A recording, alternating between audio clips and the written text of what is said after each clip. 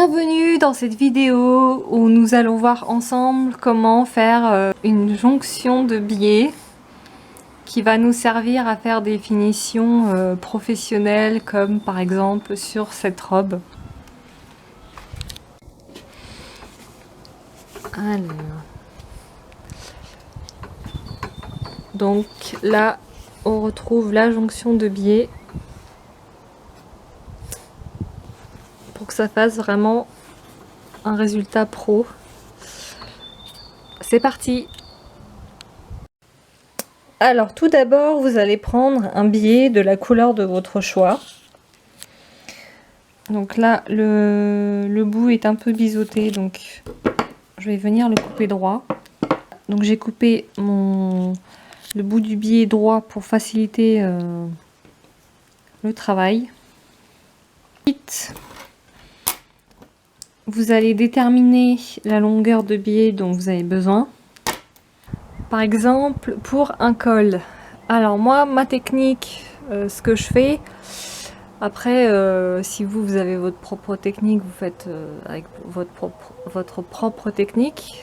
Mais pour ma part, je pars de la couture épaule, je fais tout le tour avec le biais et je reviens à la couture épaule. Ça me donne la longueur du biais dont j'ai besoin, sachant qu'il faut que le biais soit un tout petit peu plus court que la longueur de l'encolure, à peu près 1 cm en moins, pour pas que ça baille une fois que le biais est posé, pour que ça fasse un plus joli rendu.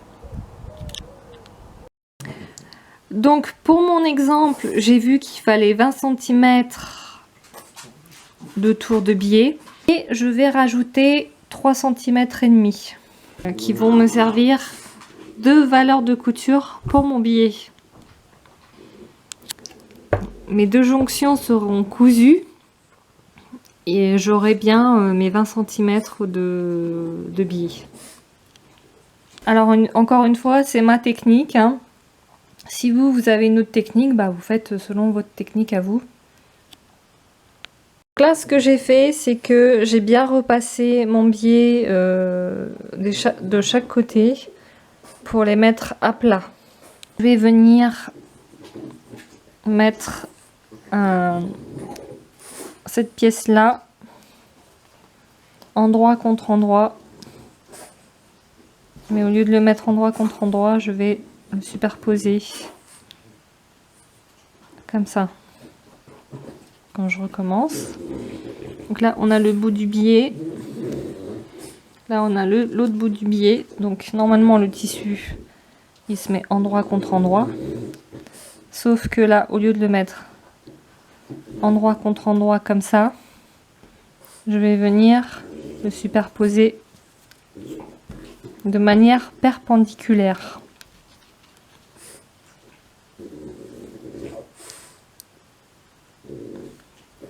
Donc j'ai mis endroit contre endroit de manière perpendiculaire et j'ai mis avec un crayon, une crétaillère bleue, donc de la pointe là jusque en rejoignant la pointe de mon biais en dessous, et donc je vais coudre sur mon trait. Donc là je vais venir assembler ma jonction, donc comme je le disais sur le trait. Je vais coudre en noir pour que vous puissiez bien voir après, vous rendre compte. Mais bien entendu il faut coudre de la même couleur que le tissu.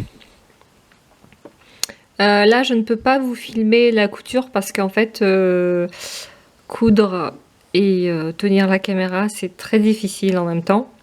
Des fois j'y arrive, des fois j'y arrive pas. Là c'est pas du tout pratique, donc je vais vous montrer une fois que la couture sera faite. Et donc il faut commencer par coudre en faisant un point d'arrêt au début de la couture et un point d'arrêt à la fin de la couture. Donc ici vous allez commencer à coudre avec un point d'arrêt, vous allez faire la couture tout le long et vous refaites un point d'arrêt ici à la fin. Donc une fois que la couture est faite, votre jonction elle est faite. Donc vous allez venir repasser en écartant notre couture, donc faire une couture ouverte. On met la couture bien à plat et on coupe le surplus. Donc là on va venir couper le surplus à peu près à 3 mm. Alors c'est au choix, soit vous pouvez couper le surplus à peu près à 3-4 mm avant d'écarter votre couture au fer à repasser, ou alors vous pouvez écarter au fer à repasser et ensuite couper, c'est comme vous voulez. J'ai fait comme ça et ma jonction est faite. Sur l'endroit ça donne ça. Et je vais venir donc préformer mon biais pour que tout le tour ça fasse la forme d'un biais comme j'avais au départ.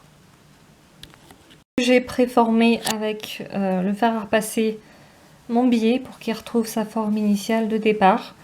Alors l'avantage c'est qu'avec le fer à repasser on peut un petit peu tricher si on a vu que quand on a cousu, s'il y avait un tout petit décalage, si ça n'arrivait pas tout à fait en face au niveau des plis, on triche après avec le fer à repasser.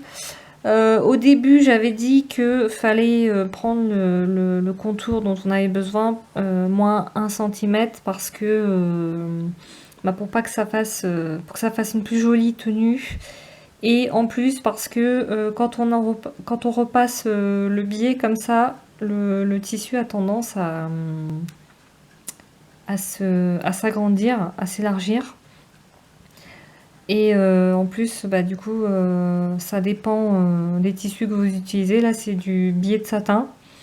Mais il se peut qu'avec du biais de coton, le tissu s'agrandisse encore plus. Donc après, c'est à vous de voir en testant.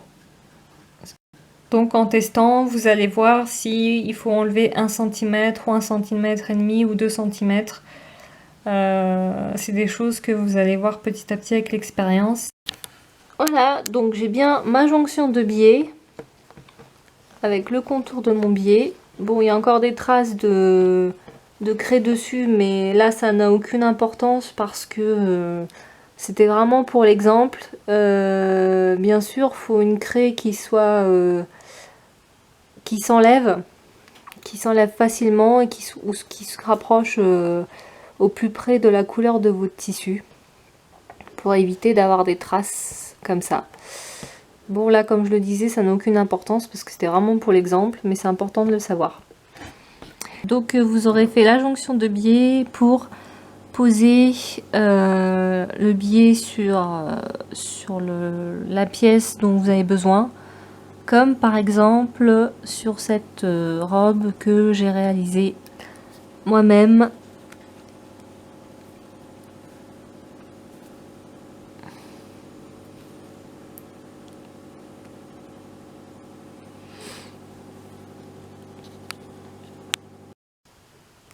Vous savez maintenant comment faire une jolie jonction de biais de manière professionnelle.